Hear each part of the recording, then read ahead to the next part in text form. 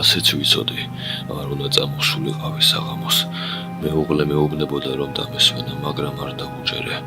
თუმცა არა, ძალიან საჩქარო საქმე მოქვს მეზობელ ქალაქში. გადავწყვიტე გზა უღელტეხილით შემოგლებინა. გრძელი ცალმხრივი გრუნტოვანი გზა მიუყვებოდა ტყის ფერდობს. ძალიან დავიღალე, უკვე თვალები მეხუჭებოდა. თავადაც ვერ მივხვდი, ისე ჩამეცინა. შემდეგ უკვე აღარ მახსოვს, როგორ აღმოჩნდი ძირს.